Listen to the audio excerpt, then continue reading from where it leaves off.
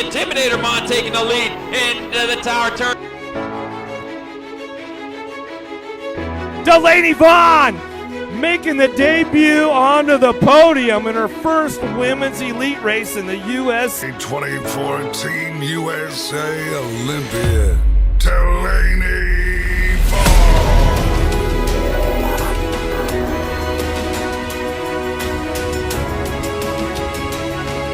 Racing at the Olympics has been a dream of mine for quite some time. All growing up, I obviously watched it and I was like, yep, that is what I want to do. I want to make it there. And as I got a little older, I was like, okay, 2024 would be the year that I can make it. That year makes the most sense age-wise, and that's the year that I'm going for. And as 2024 approached, I knew that that could become a reality and that I could make it happen. So once that kind of became a reality that I could do it, it really sunk in of like, okay, let's make it happen. What do I need to do? And honestly has been the biggest goal of mine for the past few years, and what I trained for, worked for, and really just making that happen was at the top of my list. I have the dream and I have the ability, but how do you qualify? First, your nation has to earn points. What they do is they take top 3 point earners in each country, and that goes towards your country points. The top 2 teams will earn 3 spots. You earn these points at UCI sanctioned events. So now that you know how the nation earns spots, how do you yourself qualify for that nation?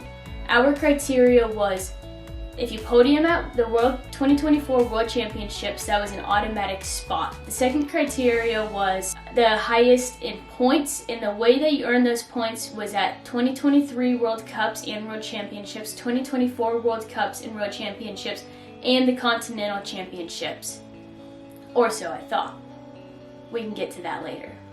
At the start of this Olympic process, I made a promise to myself that no matter what, I was going all in and I was doing whatever I needed to do to give myself the best opportunity. And at the end of this, even if I don't make it, I wanted no regrets. I didn't want to sit back and be like, oh, well, if I would have done this, I think I should have done this. I didn't want that. I wanted to give myself every opportunity possible to make this dream come true, and I just really wanted to look back with no regrets. So I made that promise to myself, and I kept it all the way through this cycle, even if that was spending a bunch of money on an Airbnb or on a rental car just to be at one track. And I went all in, and I have no regrets.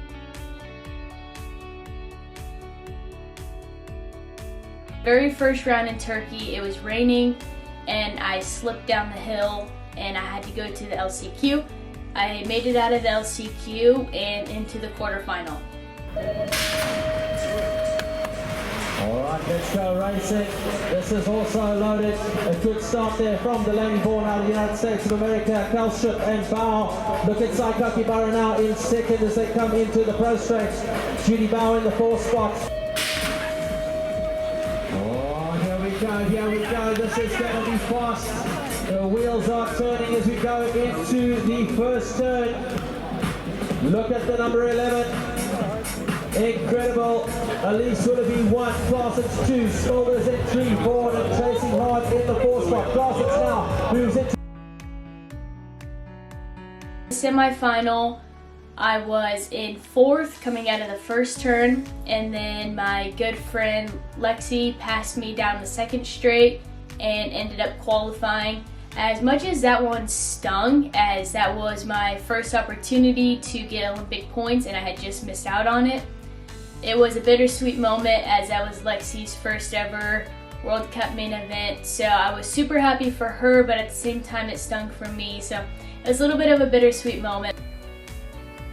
Taking a look at quarter-final number 2. This is the one that was delayed by the American Elke Van Hoof on the 91 plate. She's got that white helmet on the inside second. Here we go, second semi-final for the women elite. Laura Smulders on that 110 in the white helmet. Looking, oh, Mariana Pajon has hit the deck, and it looks like... Here we go, let's go racing. Women Elite final round number 2. Shriva on it at the moment. Look at Willoughby getting out and out at Saikakibara, holding on to the inside. Simpson ducking in. Smulders getting a good line through the middle now. Now she's got to play. First round, had a crash, had to go to the LCQ again, unfortunately. I made it through the LCQ, then into the quarterfinal. I made it through the quarterfinal, then into the semi. In the semi, going down the first straightaway, there was a huge pile up. Only 2 people stayed up, the rest of us were on the ground. It was an absolute scramble. I got up as fast as I could, grabbed my bike, and I made it to the final, which was amazing. I was guaranteed Olympic points. Going into the final, I was just beaten up. I just went in, I gave it my all, and I ended up 8th, but I was like, hey, that's points. It was all in all a pretty good weekend, and we were on to the next round, which was Popendal. As they head down the hill, Meryl looking like she got a fairly decent start. Saya Sakakibara of Australia in the middle. She was all smiles in the pits this morning. Managed to have a quick chat, and she said she was feeling good, and she's certainly looking good.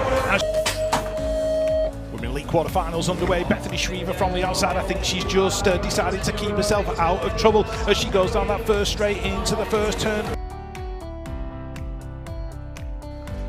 Popendal was rough, to say the least. I just rode timid. I could not get into a groove. I struggled the entire weekend, resulting in just making it to the quarterfinal both days. It was just a bad weekend, and I was excited to go home and regroup and get ready for the next race.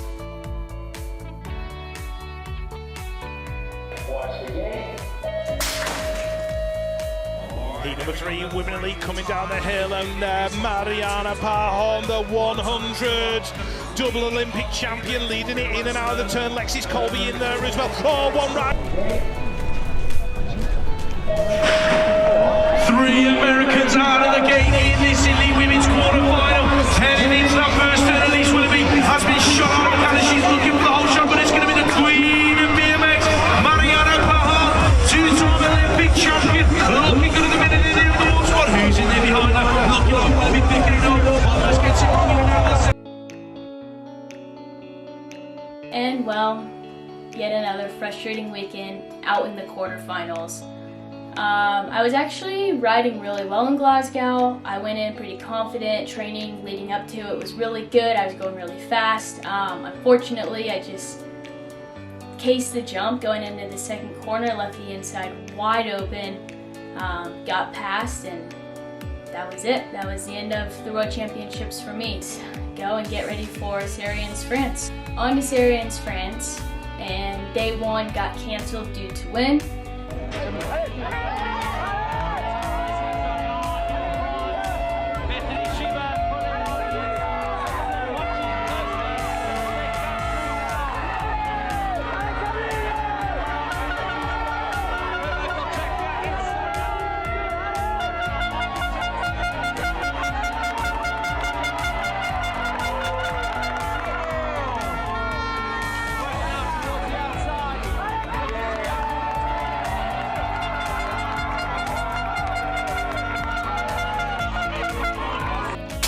Semi-final 2, Women Elite leaving the gate. Delaney Vaughan on the outside, Saya Sakakibara on the inside, Meryl Smulders in there as well. Looks like Judy Bowers going to be inside the top 4 as they go in and out of the turn. That is Molly Simpson of Canada in there in 3. Nadine Eberhard trying to get in the mix as well, but Saya Sakakibara of Australia. Day 2, unfortunately, I went out in the semi-final, just not good enough, needing to get into the final to get those Olympic points. There were 4 more rounds left of the 2023 World Cup circuit, and they were back-to-back weekends in Santiago del Estero, Argentina.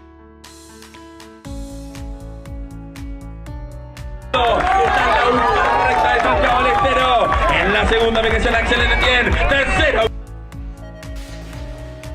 First semi-final of Women Elite is go. It looks like Stansel got a great start. Bethany Shriver in there as well. Where is Elise Willoughby? She's going to have to make some moves, I think, to get through into the top four. Here comes Manon Valentino as well. And as we look as we go into two. Who's it going to be in that fight?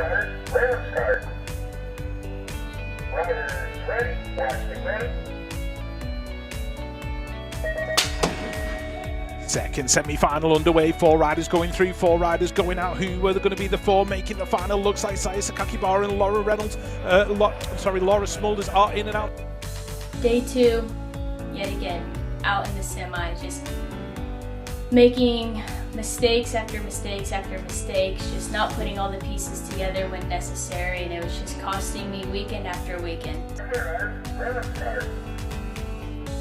Riders ready, watch the gate.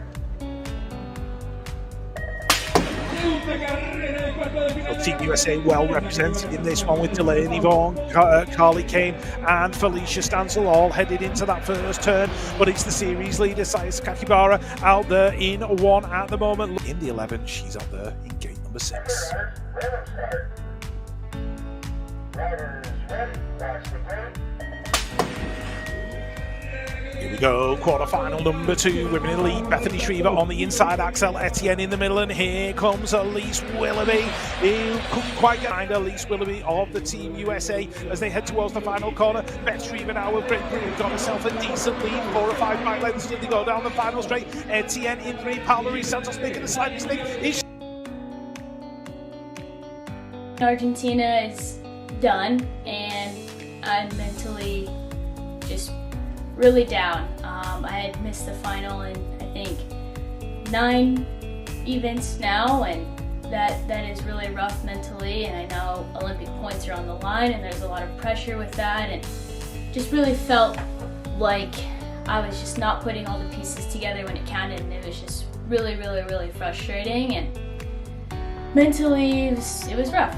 It was tough for me to miss the final that many times over and over and over again. And then I had the opportunity to go to the Pan American Games, which is like a mini Olympics, and the experience was unreal, and I loved every bit of it, and honestly that really ramped me back up and was like, okay, we gotta figure this out and come into 2024 swinging. Let's make it happen.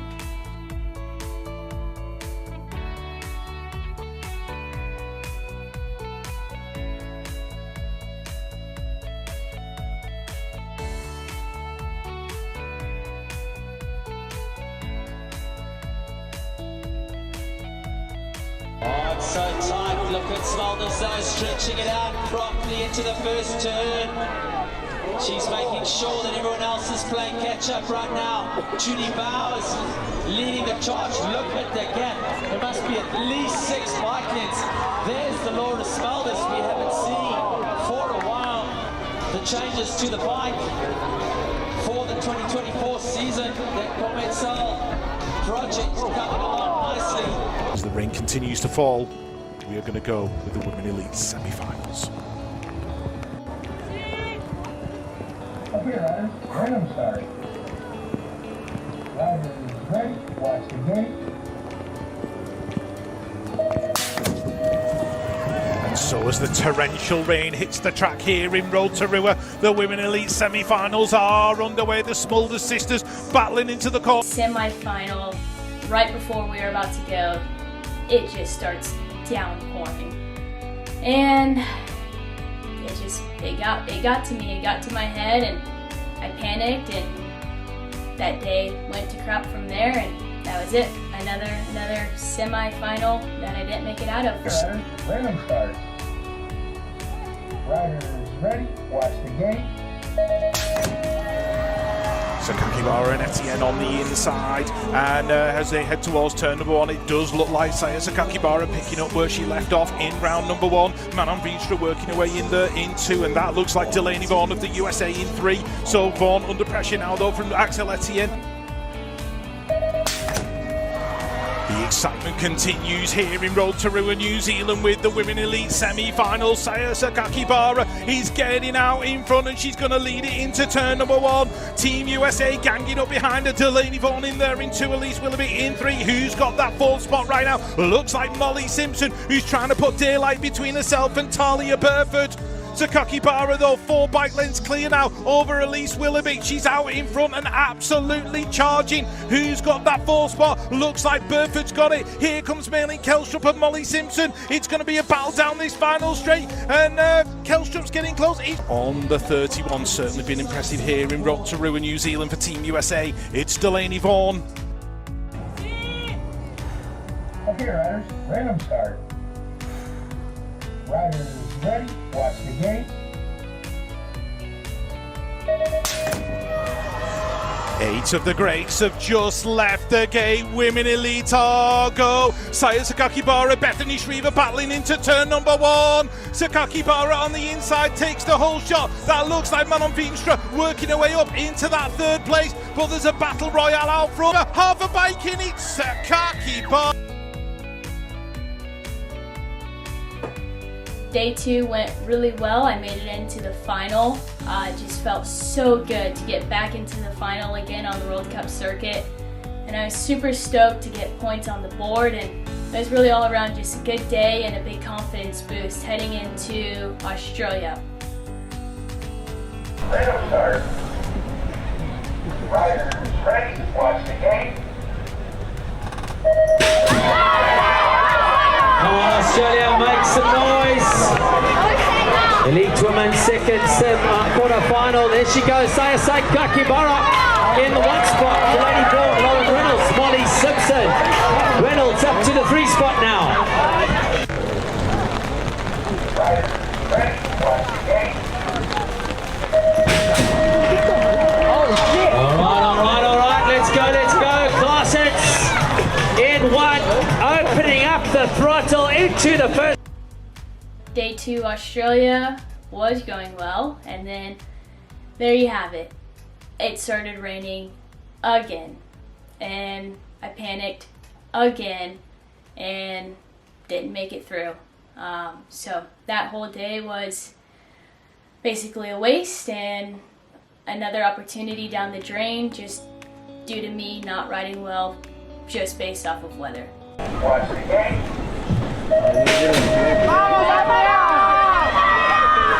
All right, USA, let's get at it. Veenstra in it as well. So USA 1, Netherlands 2, USA checked in 3. Watch the gate. Double Olympic champion Mariana Pahon heading down the hill with Olympics bronze medalist Meryl Smulders right there next to her. It looks like Molly Simpson of Canada is going to lead them into that 1st turn. Lauren Reynolds making her way into a top 4 position. To Australia, I just again didn't put it together. Just didn't ride to my full potential, and that was another opportunity again gone, and it was rough. After Australia, I went to live in Rock Hill for a month. Me and Lexus Colby, we went out there together to train out there so we could be as ready as possible for the 2024 World Championships, as that race meant so much to getting onto the Olympic team, and we wanted to make sure that we gave ourselves every opportunity to be successful there. And as some of you may know, it likes to rain a lot in Rock Hill, and as you guys now know, I struggle in the rain. So we had full laps this day, and I wanted to not do them because I was like, this is stupid. Why are we gonna go out there and ride in the pouring rain? Like, that is dumb. And Lexi's like, come on, just do it. We'll be fine, just do it. She doesn't care about the rain. So I'm calling my coach Tyler, and I'm calling my dad, like, I don't know if this is a good idea. This seems stupid. And of course, they were like, yeah, you should probably do it. So there I was, riding in the rain. And didn't turn out to be that bad. Ended up being all right. So that right there taught me how to race in the rain. So after living in Rock Hill for the month, I decided that I wanted to also get some track time on the Tulsa track as the World Cup there was coming up, and I wanted to make sure that, just like Rock Hill, I had given myself the best opportunity to be successful there. So I went to stay out there for 2 weeks. Thankfully, my dad came out there for a little bit of the trip, and he was able to be there and help film and help me around the track and really get me ready for the upcoming World Cup.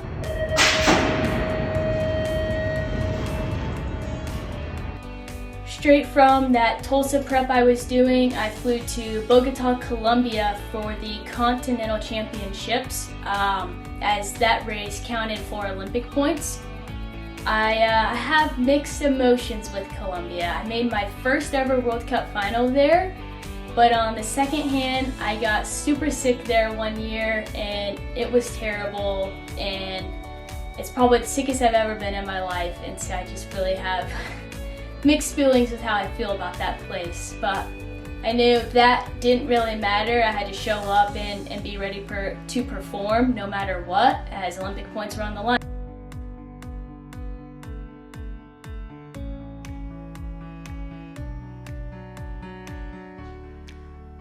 Women Elite, se viene al final número 5. Atención, ahí está la deportista de Estados Unidos, Felicia Stancy con el número 23. La tocaba para uy, caída. Cuando viene la tata, atención cuando viene el pavón. Y los Estados Unidos con mi pasa. Atención. I was really struggling with the first jump the whole time I was there. I was really struggling to figure it out. I was making it work most of the race day, got into the final, and I got out really well, but just completely blew it over the first jump. Went like all the way back to last. And there was a big pile up in the first turn, and since I was in the back, thankfully was not involved. I was able to go around. I was in 4th, and then make the pass in the rhythm for 3rd place, which was huge, as that was a lot of Olympic points that I was able to gain right there. So turned out to be a good weekend point-wise. Got a little lucky, but we'll take luck sometimes. Then it was straight back to Tulsa for the World Cup. I was super excited. We got to race a World Cup on home soil, especially on such a big year like this. I was super excited as well because I knew that both my parents were going to be there, and I also got my coach Tyler out there to ensure that I had given myself again every opportunity to be successful.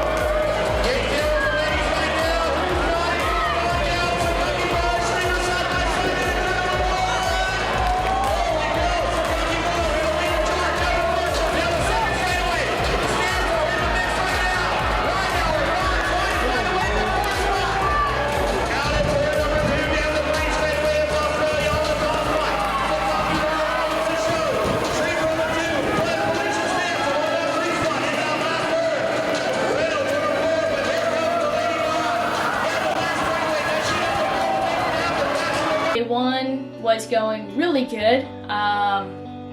Won my first round, had a really good quarter, and was doing good in the semi until the first turn. I got completely pushed up and just shuffled back and just wasn't able to fight back enough to get into the top 4, so unfortunately my day ended there.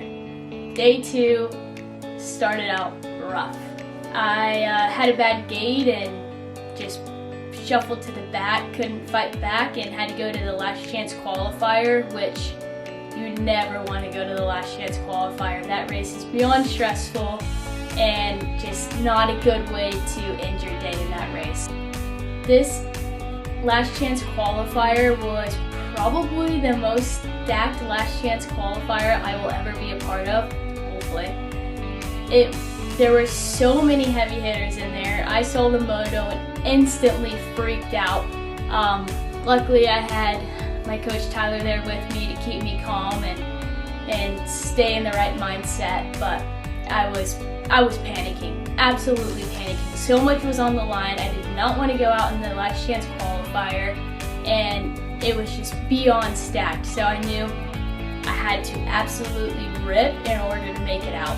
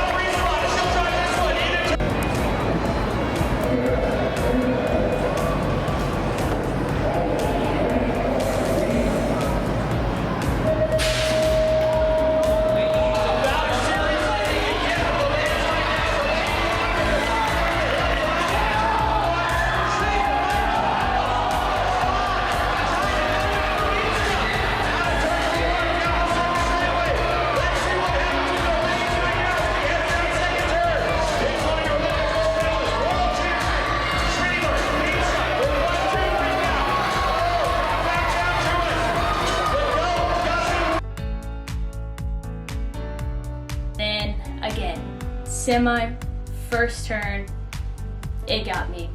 Got pushed up in the first corner, shuffled back, and that was it. That was the end of the Home World Cup. I was leaving with no more Olympic points, and I was pretty devastated, but I knew that my chances weren't over. The dream was still alive, and I was still in a good spot leading into the last opportunity, which was the 2024 World Championships. After Tulsa, Tyler was chatting with me and was like, we need to learn from this experience. The World Championships can't come down to you getting past in the first corner and that being the end to you making the Olympic team or not. So we need to fix this. And he suggested that I go out to San Diego so that we could fine-tune my corners and get everything dialed in before the World Championships in Rock Hill.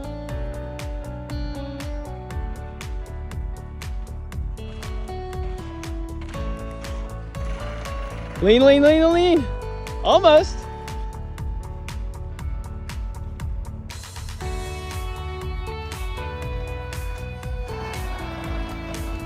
A few weeks before the World Championships, I was at home browsing Instagram and I see that Pool BMX posted an article written by Connor Fields on who will make the Olympic team, what do they have to do, what will it look like. So me being curious, I see what they have to say.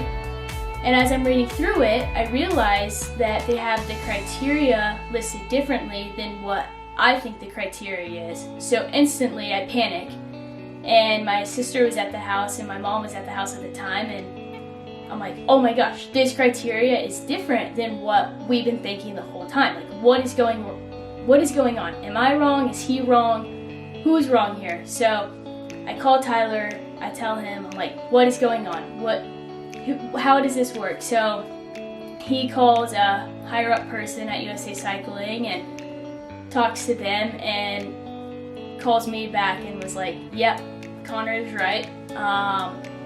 So now I learn that the first spot is still off podium at World Championships.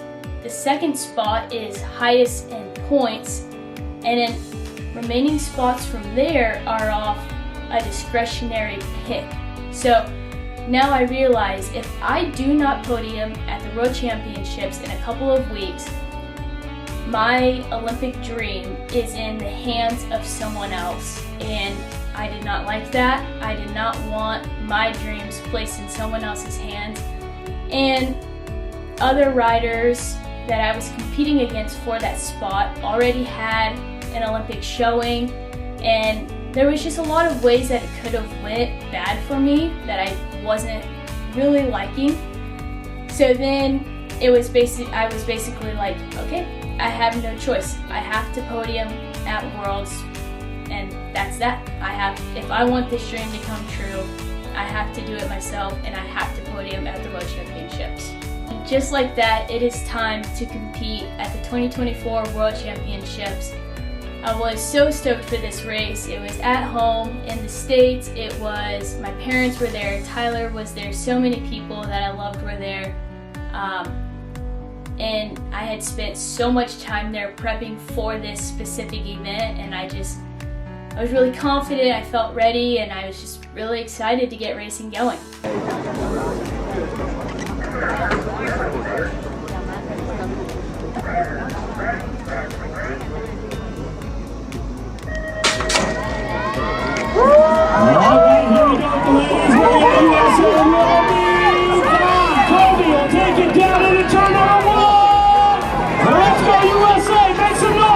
Out of the Czech Republic down the second straightaway.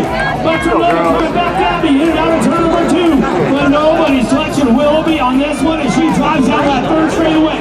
Willoughby, Bond, Colby go 1, 2, 3. In and out of that two-side turn, coming back around. And it's all the Czech Republic picking it up on that last spot. Arthur Carla coming back to the line.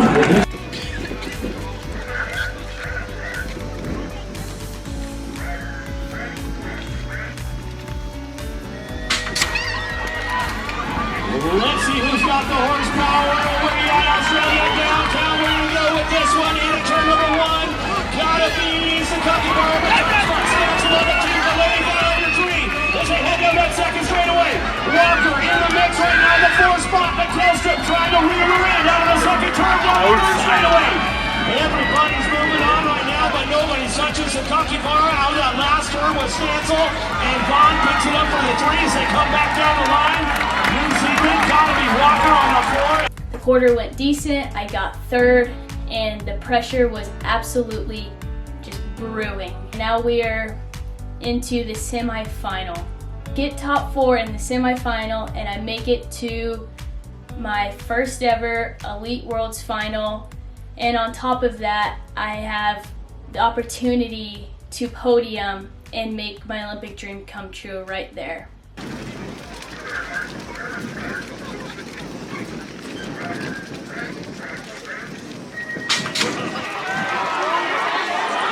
Here we go with another big plan right now. Willoughby's a Kentucky Bar side by side as they try to go right now on that race. Let's go, Pino! These runners are coming into number 2 right now. Come on, guys. She's coming down the third straightaway. Smalls out again, done by the Tower USA. Willoughby out front, makes a noise. We come back through.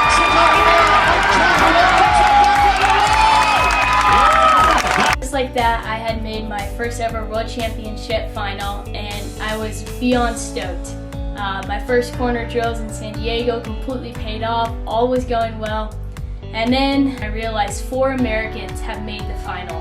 That means potentially 3 of us can make the podium, and if I am not on that podium and the 3 other girls are, my Olympic dreams are gone. The pressure was so high. I was super nervous.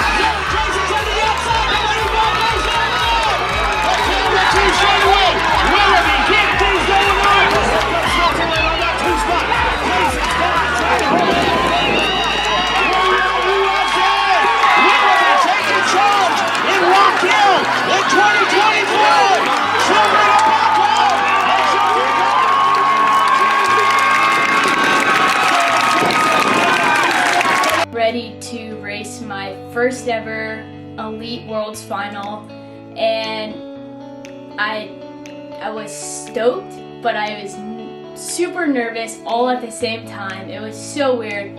I'm in lane 3, which is my favorite gate. I have Saya and Laura Smolders on both sides of me, and it was just like, all right, let's get out of this gate, let's rip down the first straight, and we just gotta be top 3. Like, let's be top 3.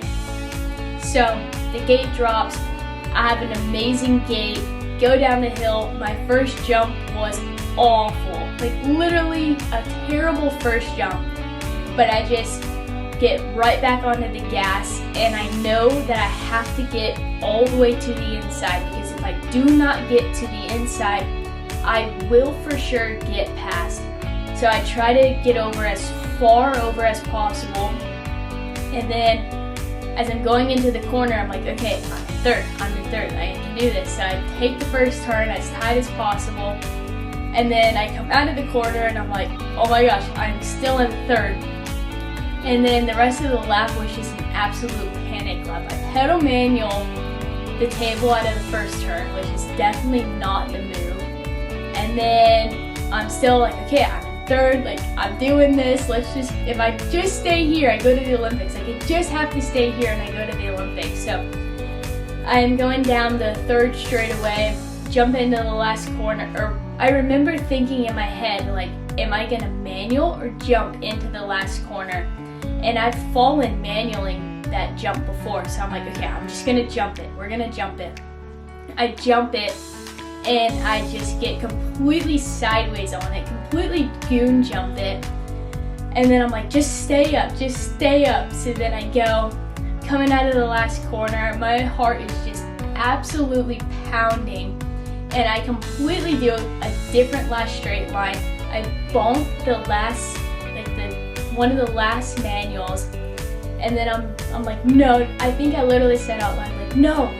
And then I'm like, I just gotta go, I just gotta get to the line. So I crank to the line, and then crossing that line in third was just, it literally felt like a dream. Like, I felt like I was living in a dream. And then I was so stoked, and then my parents came over and I got to celebrate with them and see them. It was just such a special moment being able to be with them at the finish line, because they have put in so much for me to make this dream come true, and they have sacrificed so much and really done everything that they can do to help make this possible. And the amount of races they have taken me to growing up and running the local track, and they've just done so much for me. So to have them there and to celebrate that moment with them was just honestly something that I will remember forever, and it was really, really a special moment. And I just, remembering it right now is still just kind of gives me chills just of how amazing it was. At this point, I am on cloud 9, just so excited. And that next day I fly home with my parents, and as we were coming down to baggage claim, I as soon as I come down like the escalator, I just see so many people there with signs and just flags and everything, and they just start screaming, and all of my closest friends and family and people from the local track were all there to greet me when I got home and celebrate with me. And honestly, that was super special, seeing them all come together to celebrate me and be there for me, and it was a really cool moment.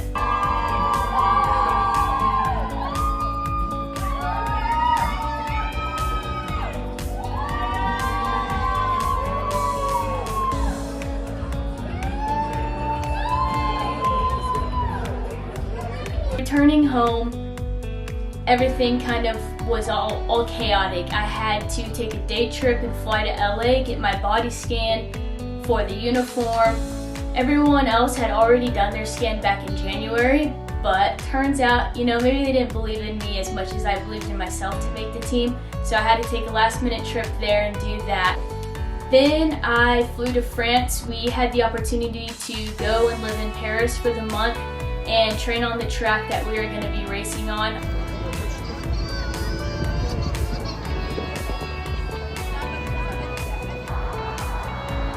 She's coming. Whoop! Woo! Come on, come on, come on!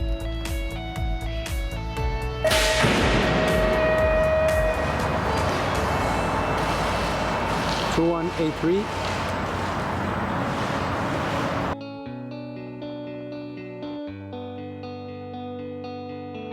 On the way to France, we were going out early, that way jet lag wasn't a problem. We flew from Tulsa to Atlanta, and our flight in Atlanta just kept getting delayed. I think we were on an 8-hour delay before we finally got to board the flight. And so we boarded the flight and we got to be first class, which I was so stoked about because I've never flown first class internationally before. We're on there for about an hour. At this point, I kind of doze off, and then they go over the intercom and they're like, this flight's actually not going to be able to take off tonight, but don't go far. We're going to take off first thing in the morning. So then we all decided as a group that we would just stay at the airport because they said that the flight was going to take off first thing in the morning, and all of the closest hotels were fully booked out as a bunch of flights were getting canceled and delayed. So all of us thinking we were going to be flying first class are now sleeping on the airport floor on the way to the Olympic Games. Once in Paris, we went to the Olympic Village, which was something that I was super excited to do and looking super forward to. So we went there and we got to check it all out. Then we went to athlete processing, which I didn't really know what to expect too much of. And it was way cooler than I expected.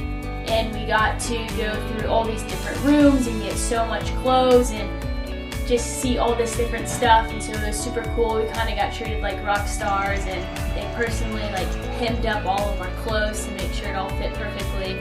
So that part was super cool.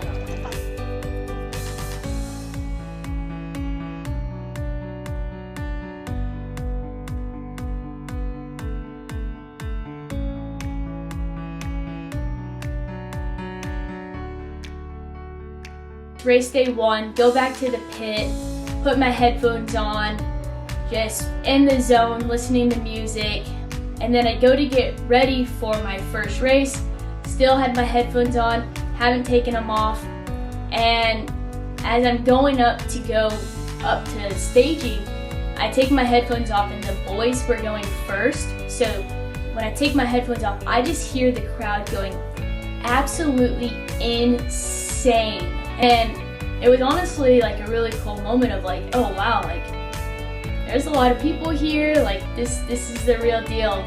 And then once I got my first view of the full stadium and everything, it was a surreal moment. I'm standing behind the gate, I see the full crowd of people, just absolutely insanely loud. And I'm like, okay, here we go. This is the first round of my Olympic game. I snap out and I'm going, and then I'm like, all right, I'm doing pretty good.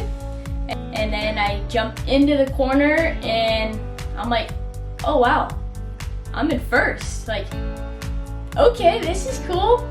And I did eventually get passed by Elise down the second straightaway, but to pull a whole shot round 1 at my Olympic debut was really cool.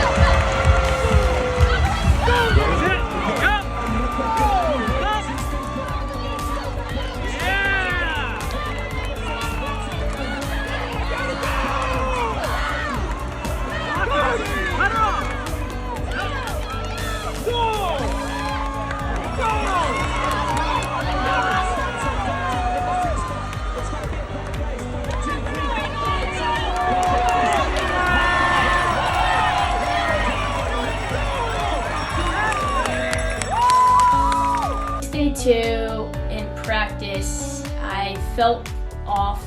I had some brain fog going on, but at that point there was nothing I could do about it. My coach was there, but unfortunately he didn't have a credential, so he couldn't go back into the pits with me.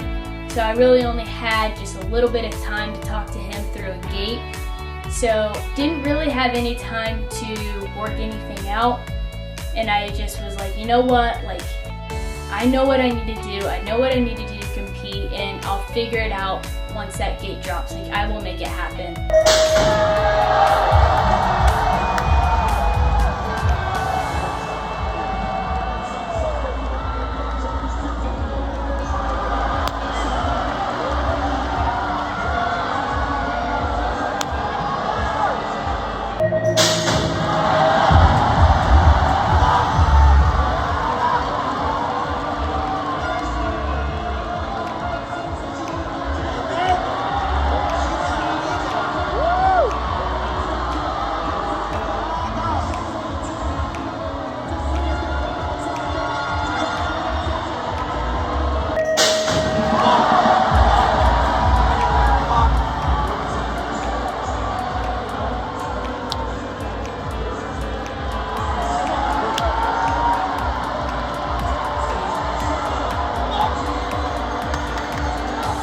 I really struggled all day, day 2, which is unfortunate because I rode day 1 so well.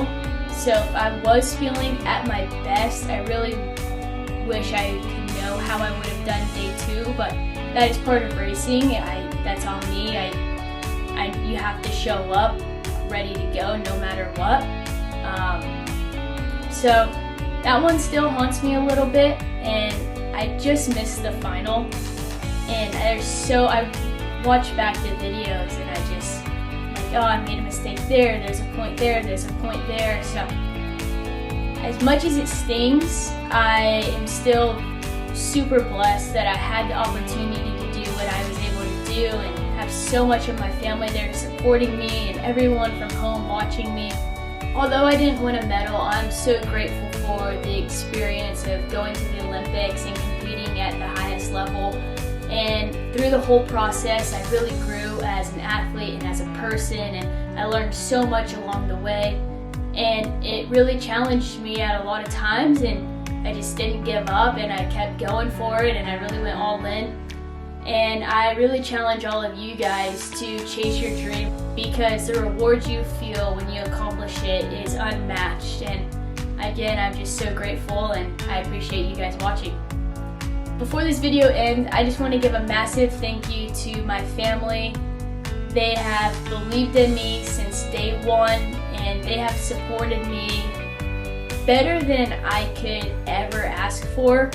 They have believed in me more than I've believed in myself. They have been there for me through all the rough times and the ones keeping me going this whole time, and I really could not have done this without their support. I also want to give a massive thank you to my sponsors, as this would not be possible without their support, and they're the ones that allow me to keep chasing this dream.